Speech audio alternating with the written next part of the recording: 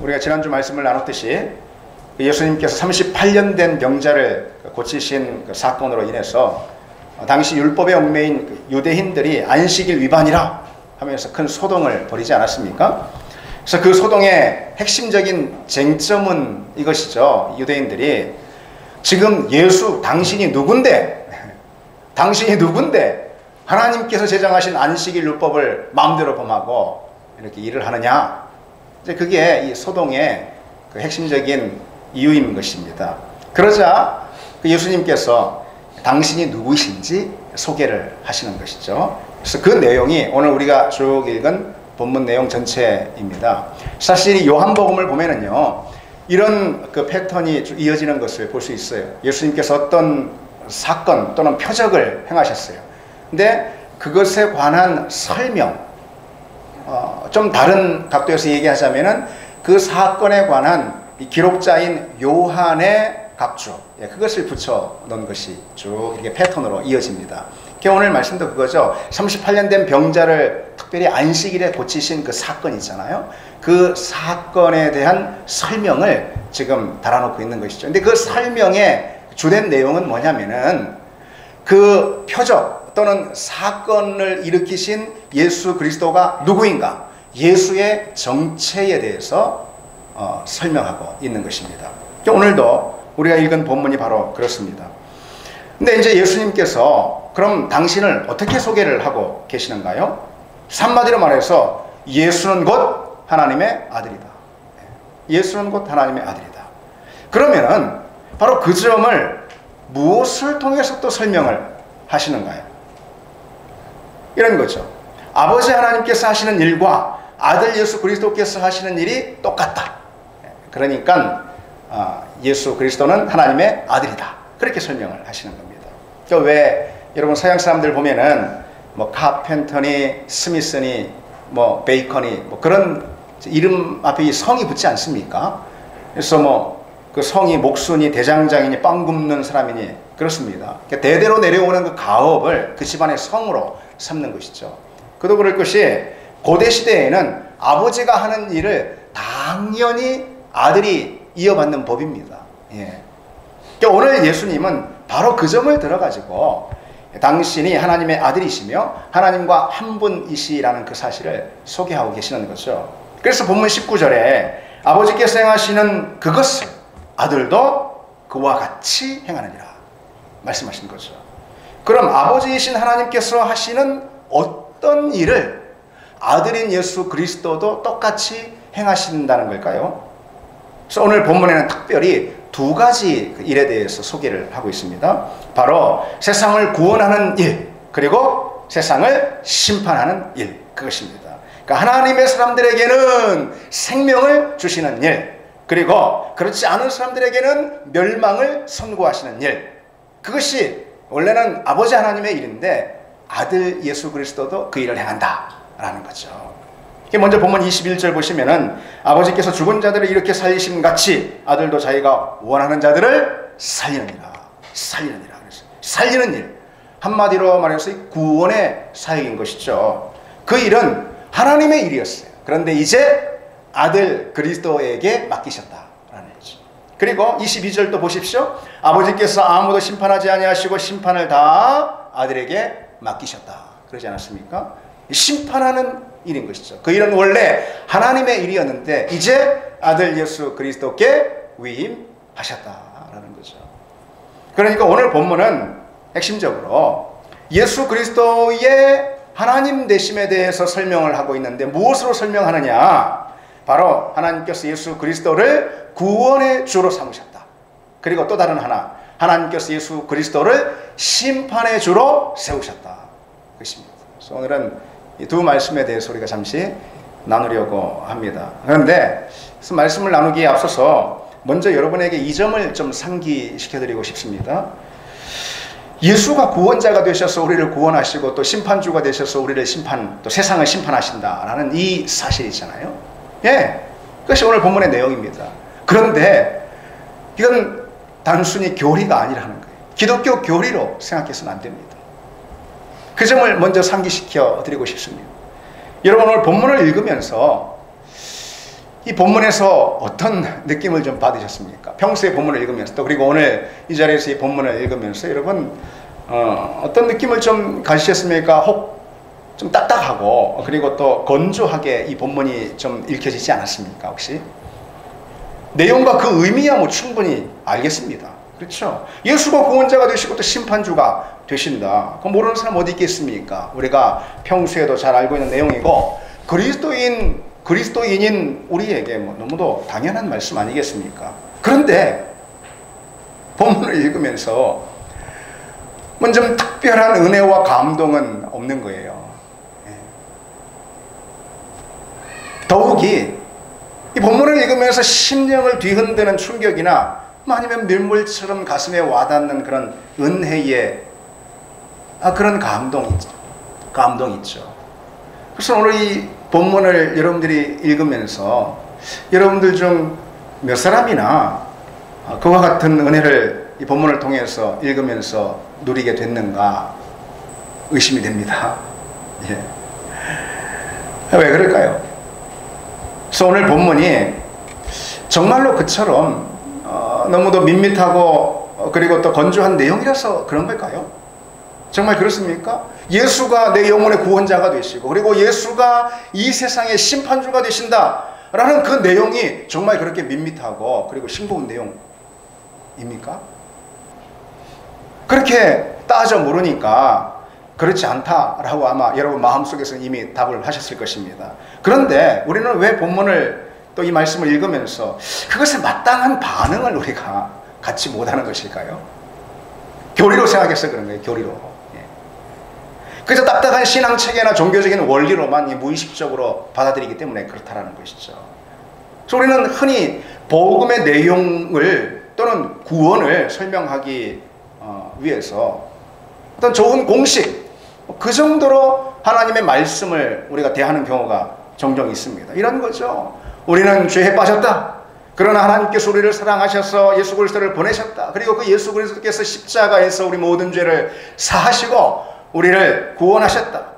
그리고 그렇지 않은 사람들에게는 심판이 놓여있다. 그냥 잘 짜여진 구원 공식 정도로 받아들이는 것입니다. 그러다 보니까 어느새 우리는 신앙을 그러한 교리에 대한 머리에 아니면 심리적인 동의 정도로 그렇게 여기는 경우가 있다는 거죠. 근데 여러분, 신앙이라는 것은 그저 기독교 교리에 대한 단순한 심리적 동의 또는 이성적인 동의 그런 게 아니지 않습니까? 구원은 우리가 생각하고 동의해야 하는 그런 교리가 아니지 않습니까? 구원은 우리가 매일 매 순간 체험해야 할 현실 아니겠습니까? 구원은 교리가 아니기 때문에 가르치거나 배우거나 할 수 있는 내용이 아닌 것이죠. 경험해야 알 수 있는 내용인 것이죠. 구원은 머리로 이해하는 그런 교리가 아니라는 것이죠. 가슴 깊이 느껴야 할 하나님의 은혜 아니겠습니까? 우리 전 인격으로 맛보아야 할 그분의 사랑, 그것이 구원 아니겠습니까? 우리 전 삶으로 참여해 나가는 하나님의 능력, 그것이 바로 구원이고 구원에 대한 복음이지 않습니까? 그래서 여러분, 오늘 말씀이 바로 그것을 핵심적으로 우리에게 전해주는 말씀이라는 거죠. 따라서 오늘 이 설교 말씀 가운데도 단순히 기독교 교리를 잘 설명하나 보다라고 그렇게 굳은 마음으로 듣지 마시기 바랍니다, 여러분. 그래서 주보를 보고 설교 제목을 딱 보니까 구원과 심판의 주. 이거 너무 딱딱하고 사실 또 내용이야 모르는 건 아니고. 여러분들이 그렇게 생각하실까봐 제가 이 제목을 좀 세련되게 다듬어 볼까 하는 그런 생각도 사실 가졌습니다. 그런데 뭐 그러면 본문 내용 본문 내용을 생략시키는 측면이 있지 않을까라는 생각 때문에 그대로 구원과 심판의 주. 꼭 맞습니다. 근데 뻔한 내용이겠거니 이렇게 생각해서는 안 된다라는 것이죠. 자, 그 점을 여러분들에게 먼저 말씀드리고 이제 본문을 좀 보도록 하겠습니다. 오늘 이 본문은 먼저 예수 그리스도가 구원의 주가 되심을 말씀하고 있다고 했죠. 왜 그렇습니까? 하나님이 하시는 생명의 일, 구원의 일을 그리스도도 하시기 때문에 그렇다라는 거죠. 본문 21절, 아버지께서 죽은 자들을 일으켜 살리심과 같이 아들도 자기가 원하는 자들을 뭐라고요? 살리느니라. 그러면은 그러니까 살리는 역사, 생명의 역사, 그것이 바로 구원의 일인데 아들 예수 그리스도가 하시는 일이다라는 거죠. 그렇다면은 아버지 하나님께서 행하시는 그 생명의 일은 무엇일까요? 그것은 창조의 역사입니다. 하나님은 모든 만물을 만드시고 그 가운데 생명의 질서를 부여하셨어요. 그런데 그 생명의 질서가 순식간에 무너지고 죽음의 권세가 찾아든 그런 사건이 일어나지 않았습니까? 바로 인간의 타락이죠. 그래서 죄의 습격으로 인해서 모든 살아있는 것들 가운데 죽음이 순식간에 임하고 세상은 사단의 영토가 되었다라는 것이죠. 그래서 하나님께서 하신 일이 무엇인가? 바로 예수 그리스도를 이 땅에 보내신 것이죠. 그러면은 이 땅에 오신 예수 그리스도는 또 무엇을 하셨는가? 오늘 본문에 아들도 자기가 원하는 자들을 살리느니라 그랬습니다. 생명의 주가 되셔서 모든 사망의 권세를 깨뜨리시고 죽었던 모든 것들 가운데 다시금 생명을 부어주시는 것, 그것이 바로 예수 그리스도께서 행하시는 구원의 사역이라는 것이죠. 특별히 예수 그리스도께서 행하신 구원은 우선적으로 우리의 영혼 가운데 임했습니다. 우리 영혼을 향한 구원이 우선적인 구원의 사역이에요. 예수님의.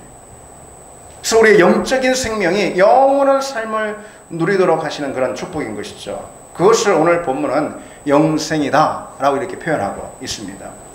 그것이 주님께서 우리에게 가장 우선적으로 준 선물인 거죠. 그런데 그리스도인이라 하는 그런 사람들도요, 구원과 영생의 은혜를 누리지 못하는, 그러니까 신앙생활의 참된 선물인, 우선적인 선물인 바로 그 영생을 누리지 못하는 그런 경우가 참 많다라는 것이죠. 그래서 왜 그렇습니까? 그거야 온통 육신의 일에만 얽매이고 육신의 삶에만 매몰되었기 때문에 그런 거 아니겠습니까? 육신의 삶이 전부라고 생각을 하니까, 믿는 사람들조차도. 그러니까 그런 사람들은 오히려 그 삶 때문에 인생이 무너지는 것입니다. 이게 무슨 말입니까? 그러니까 자기 육의 삶이 뜻대로 되지 않으면 크게 낙심이 찾아오는 것이죠. 육의 삶에 조금이라도 생채기가 나면은 그냥 견딜 수 없어 막 아파하면서 죽을 것처럼 하는 것입니다. 육의 삶에 근심이 조금이라도 드리우면은 손에 잡히는 것이 없고 모든 힘이 다 빠지는 것이죠. 육의 삶에 여러 가지 그 문제가 생기고 육의 삶이 여러 문제로 가로막히게 되면은 그만 다 포기하고 좌절하게 되는 것이죠. 이게 왜 그렇습니까? 육신의 일 때문에 항상 거기에 매몰돼 가지고 육신의 일 때문에 우울하고 그것 때문에 힘들고 낙심하고. 여러분, 왜 슬피 웁니까? 왜 아파합니까? 대부분 육의 일로 인해서 그런 것이죠. 근데 육의 삶이 전부라고 믿기 때문에 그런 것이, 심지어 그리스도인조차도 그런 것이죠. 근데 그게 아니라는 것입니다. 오늘 주님께서 특별히 본문 24절에 뭐라고 덧붙이시고 계십니까? 내가 진실로 진실로 너희에게 이르노니 내 말을 듣고 또 나 보내신 이를 믿는 자는 영생을 얻었고 심판에 이르지 아니하나니 사망에서 생명으로 옮겼다 그랬습니다. 믿는 자는 영생을 얻었다. 여기서 이 영생이 무엇인가? 영생이 무엇입니까? 죽은 다음에 들어가는 영원한 삶입니까? 영생은 성경에서 죽음 이후에 시작되는 그런 삶이 아니라는 거예요. 영생은 우리 성도에게 믿음 이후부터 이미 시작된 새로운 삶, 그것이 바로 성경적인 의미의 영생인 것입니다. 그 영생이 지금 우리 가운데 침입하는 모든 죄의 또 사망의 권세들을 몰아내는 능력이 된다는 것이죠. 사망의 권세가 그러면 우리 가운데, 우리 삶 가운데 행하는 일은 무엇이겠습니까? 인생의 자리 가운데 사망의 그림자를 들이우는 것 아니겠습니까? 그래서 이 사망의 그림자가 들이우면은 그래서 매사가 어둡고 그리고 음습하고 모든 상함과 고통과 또 낙심과 좌절과 불안과 두려움과 그리고 염려와 답답한 마음 또 우울함, 그런 모든 것들이 우리 인생의 자리를 들이우고 그리고 또 우리 삶을 이끄는 것입니다. 그것이 우리 삶을 주도하고 또 다스리게 된다는 것이죠. 바로 그것이 사망의 권세가 활동할 때 일어나는 그런 특별한 일인 것입니다. 그런데 우리 주님은 우리가 이미 영생을 이미 얻었다. 영생은 그 모든 사망의 권세를 분쇄하는 능력이라는 것이죠. 지금 이 삶의 자리에서. 그래서 주님, 우리가 이미 사망에서 생명으로 옮겨졌다라고 선언하고 계시지 않습니까? 이미 옮겨졌다. 그래서 생명이 주는 기쁨과 환희, 그리고 또 천국이 맛보게 하는 만족과 영광, 그것을 이 땅에서 비록 힘들고 어렵지만 고된 이 세상에서 우리가 여기서 누리게 된다라는 것이죠. 그것이 성경이 의미하고 있는 영생의 의미인 것입니다. 그래서 예수 안에 있는 사람, 다시 말해서 영생 안에 있는 사람은 실패해도 완전히 낙심하는 법은 없는 것입니다. 문제를 만나도 두려움에 완전히 전복되는 법은 없는 것이죠. 인생의 무거운 짐을 만나도 염려로 완전히 짓눌리는 법은 없다라는 것입니다. 그게 바로 우리에게 시작된 영생의 삶인 것입니다. 여러분, 영생의 삶이 시작됐습니까? 영생을 살고 계십니까? 예수 그리스도께서 구원자가 되신다. 우리 삶의 구원자가 되신다. 오늘 그 말씀이잖아요. 그 참된 의미가 바로 그것입니다. 예수 안에 있지 않으면은 결코 그런 은혜를 누릴 수가 없는 것이죠. 그렇다면 여러분, 다시 묻겠습니다. 우리는 진정 예수 안에 있는 것 맞습니까? 예수 구원해 주는 그 생명과 영생의 능력을 우리는 충만히 누리고 있느냐라는 것이죠. 신앙생활 하고 있으니 당연한 거 아닙니까? 교회 다니니까 물론이지 않습니까? 그렇습니까, 여러분? 그래서 우리는 이 대목에서 주님께서 요한계시록이 사대교회를 향한 그런 책망의 말씀을 좀 기억해 볼 필요가 있습니다. 계시록 3장 1절에 사대교회의 사자에게 편지하라. 하나님의 7 영과 7 별을 가지신 이가 이르시되 내가 내 행위를 아노니 내가 살았다 하는 이름은 가졌으나 죽은 자라 그랬습니다.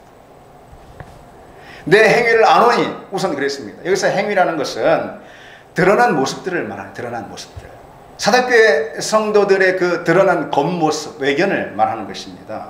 그래서 그걸 보니까 사는 것 같아요. 활력 있는 것 같아요. 움직이는 것 같아요. 그래서 주변에 그 이름이, 다시 말해 평판이 주변 가운데 자자했어요. 사대교회 막 활발해. 그 성도들 사는 것 같아. 그랬다라는 것이죠. 신앙생활 잘해. 열심히 잘해.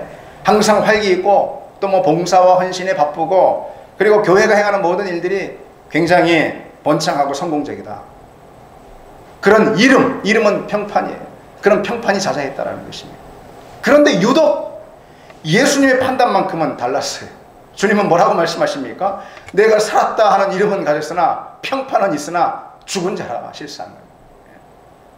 하나님은 그들의 신앙이 죽었다라는 판정을 내리셨어요. 그래서 마치 산소 호흡기만 떼면은 이제 막 숨이 끊어질 것 같은 그런 상황으로 묘사하고 있다는 것이죠. 근데 그런 주님의 판단을 들었을 때 누가 가장 놀랐겠습니까? 누구보다 당사자인 사대교회 성도들이 가장 큰 충격을 받지 않았겠습니까? 너무나도 뜻밖의 평가였을 것입니다. 자기들은 신앙생활 잘한다, 그렇게 생각하기 때문인 것이죠. 그러나 실상은 죽은 지 이미 오래였다는 거죠. 살아있는 것 같지만 실상은 죽은 신앙. 그것이 무엇입니까? 겉으로 보기에는 아무 문제 없이 신앙생활의 모든 활동들을 다 이렇게 수행합니다. 그런 것 같아 보입니다. 그러나 그 내면은 마비되어가지고 죽은 지 오래라는 것이죠. 그런 신앙인들의 특징이 있습니다. 그런 신앙인들에게 보이는 특징, 삶을 뒤흔드는 영적인 감격이 없습니다. 하나님의 임재와 성령의 기름 부심에 대한 그런 목마름이 없습니다. 폭포수 같은 하나님의 은혜, 실제적인, 그래서 내 심령을 강타하는, 내 내면 깊이 찾아오시는 그 하나님의 생명, 하나님의 임재, 그것에 대한 갈망이 없는 것입니다. 시들해진 것입니다. 그리고 외면적인 신앙 활동들에 그저 분주합니다. 그게 바로 살았다 하지만 죽은 자들의 특징인 것이죠. 이른바 그런 신앙을 마름뼈 신앙이라 이렇게 붙일 수도 있을 겁니다. 여러분 잘 아시잖아요. 에스겔 37장에 하나님께서 이스라엘 백성들의 그 영적 상태를 보여주시기 위해서 에스겔을 이끌고 환상 가운데 마른 뼈들이 나둥길고 있는 그런 골짜기로 이끄시지 않습니까? 그들의 신앙이 마치 그와 같았다라는 거죠. 그래서 이스라엘 백성들 그때도 여전히 항상 성전으로 그들의 발걸음을 향했고 거기서 제사와 의식을 다 드리고 하나님을 예배했지만은 실상 그 예배 가운데 하나님의 임재를 누리지는 못했다라는 것이죠. 또 임재에 대한 하나님의 영광에 대한 갈망도 이들에겐 없었다라는 것이죠. 생명이 없는 종교적 행위만 반복했을 뿐인 거죠. 여러분, 우리는 어떻습니까? 우리는 정말 살았습니까? 예수님은 우리의 구원자가 되시는 거죠. 구원은 살리는 사역인 것입니다. 모든 죽은 자리 가운데 예수 그리스도의 시선, 그분의 손길이 닿으면은 죽었던 모든 것이 다시 생명이 부어지고 살아나는 것을 말하는 거죠. 그건 우리 신앙에도 동일하게 적용되는 줄 믿습니다. 우리가 정말 살아있는가? 아니면은 죽어서 마른 뼈가 된 지 그냥 이미 오래됐는가? 우리가 진정 예수를 믿는다면은 정말 예수 안에 있는 신앙이라면은 산 신앙이 되어야 할 줄 믿습니다. 예수님이 살리는 사역, 구원의 사역이 바로 그것입니다.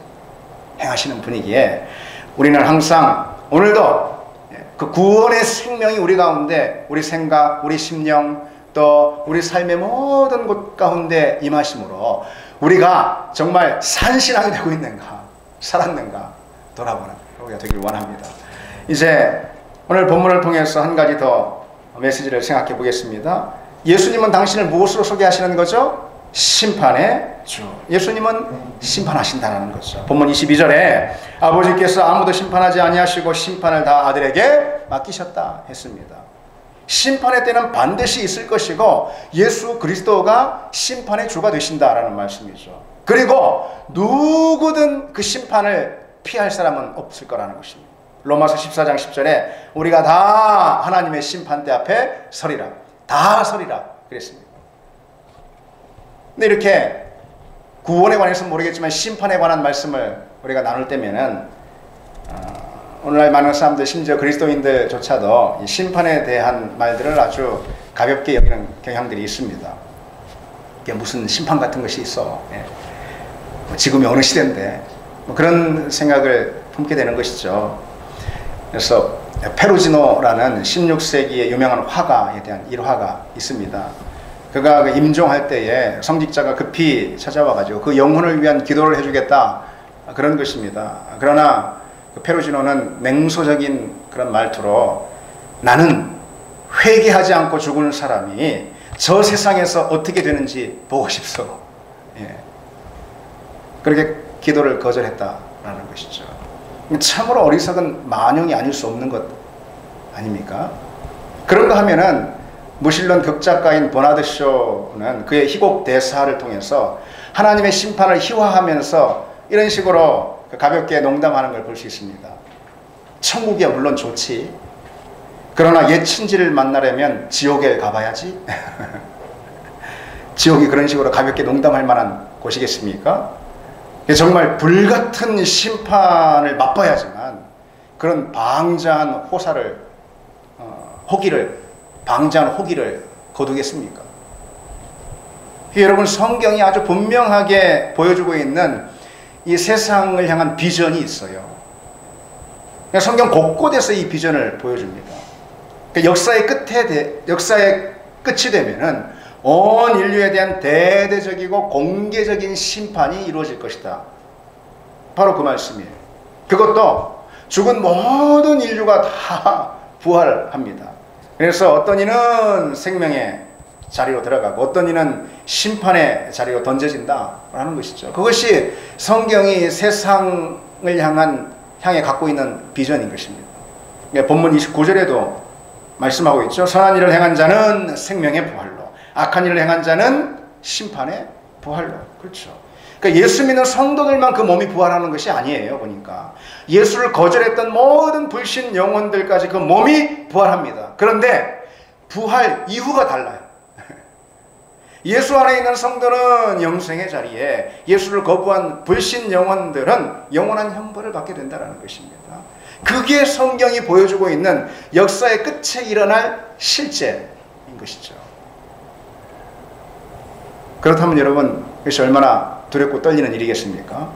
그래서 주님은 몸은 죽여도 영혼은 능히 죽이지 못하는 자들을 두려워하지 말고 오직 몸과 영혼을 능히 지옥에 멸할 수 있는 일을 두려워하라 라고 미리 경고하셨던 것입니다.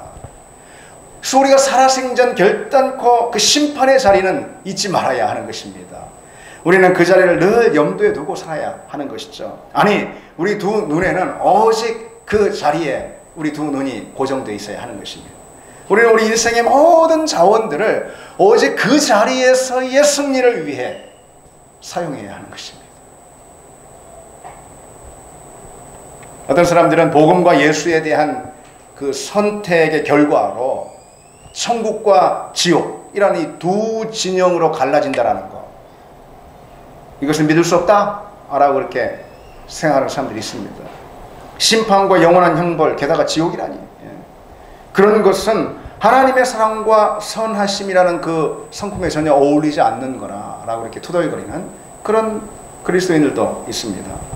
선하신 하나님이 그저 자기를 따르지 않는다라는 그 이유 하나만으로 인류의 한 무리를 영원한 형벌이 있는 그 지옥에 떨어뜨린다라는 그거는 상상조차 할 수 없는 것이다라고 주장하는 사람도 있습니다. 여러분 어떻습니까? 그런데 분명한 것은 사람들이 뭐라고 말하든 또는 우리가 어떻게 생각하든 그것은 중요한 것이 아니라는 것입니다. 그것이 진리일 수 없기 때문에 그렇습니다.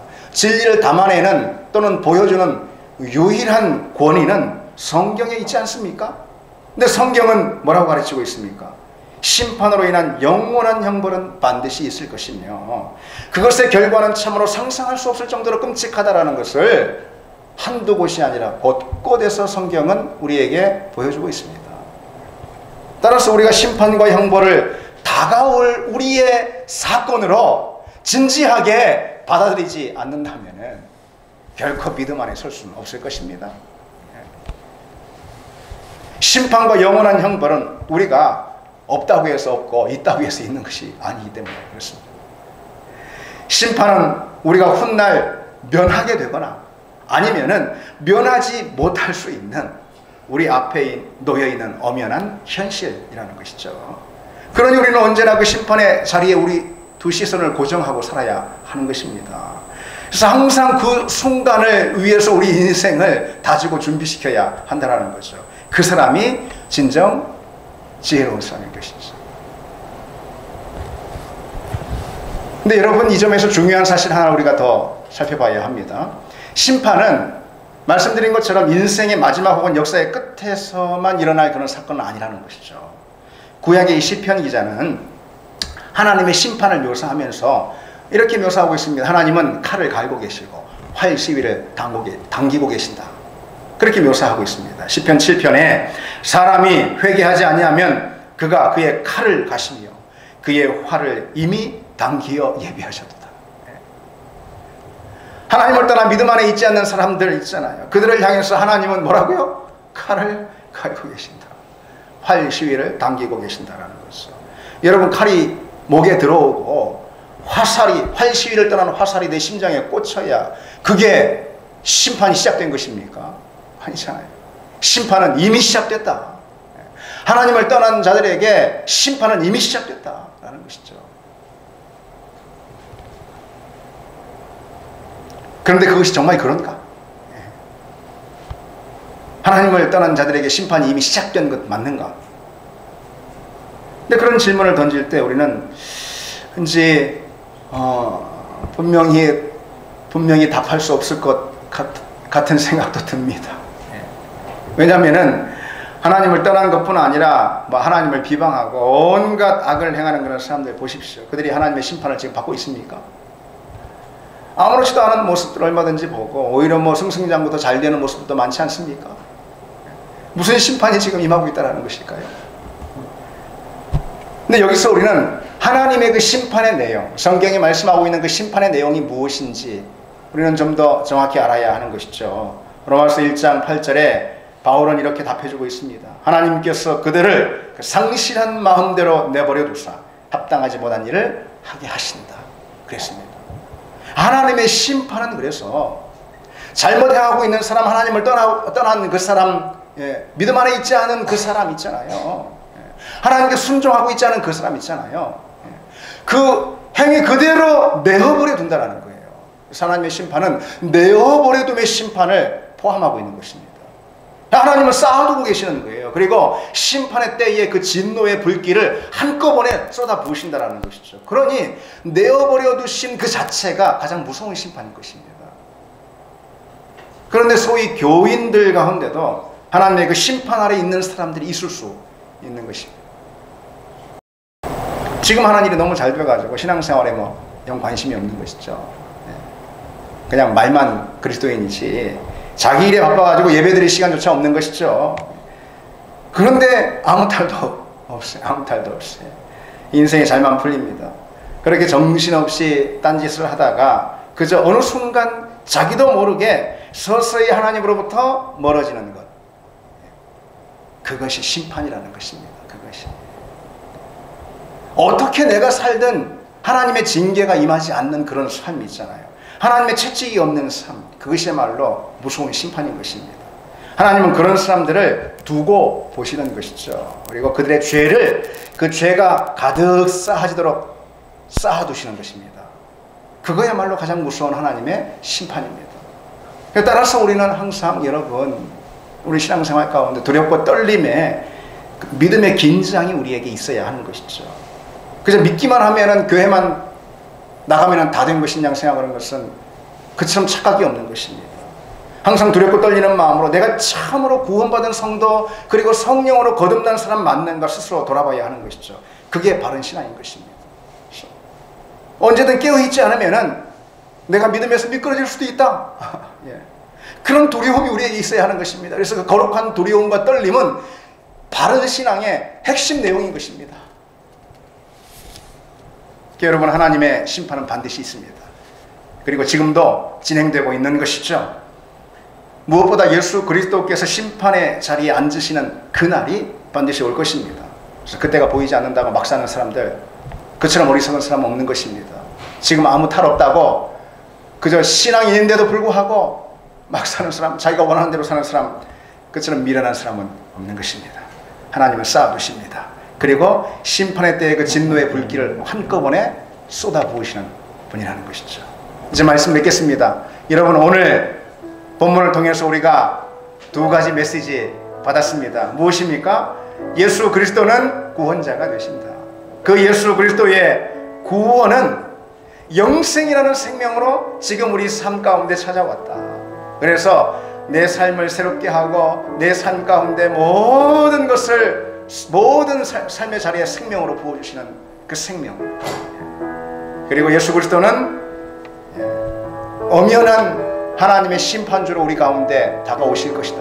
그 심판은 이미 시작됐다 라는 이 사실, 우리가 두 가지 붙들고 한 주간 승리하는 삶 살기를 원합니다. 같이 찬양하겠습니다.